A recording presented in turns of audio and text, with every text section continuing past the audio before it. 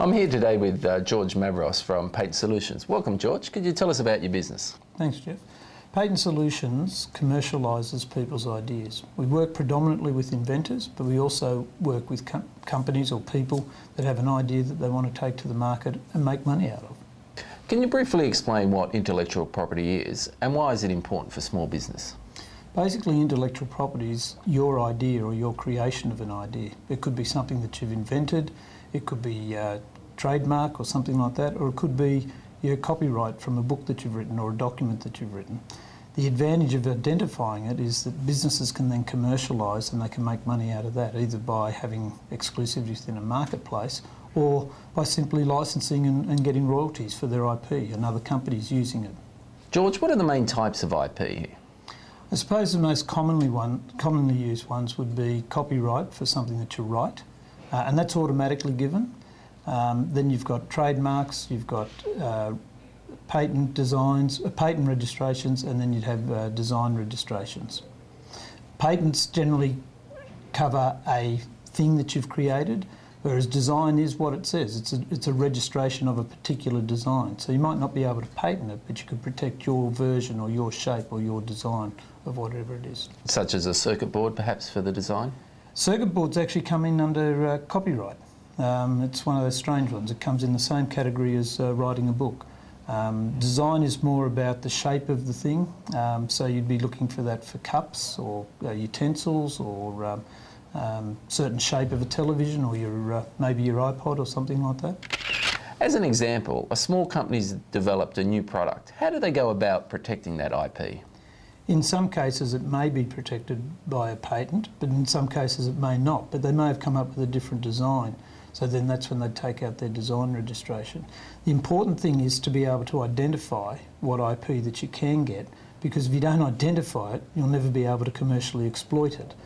And a lot of small companies can't go into the big markets, but if they come up with the idea and they patent it, they could then license it out to companies that have got the financial resources to take it to the world. So a little company in Australia could make a lot of money from companies overseas, even though they can't have the resources to do it themselves. So you talk about identifying IP. What sort of process can someone follow to do that? You could use companies such as ours, but you can also go and look for the top of the range patent attorneys. There's many patent attorneys, and it's like any other profession. You get what you pay for.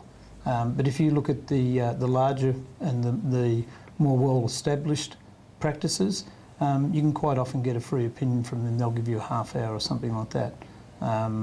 We do that sort of thing as well, and then we'll give people an idea as to where they should go and what they should be looking for. Do you see a lot of companies that fail to protect their IP?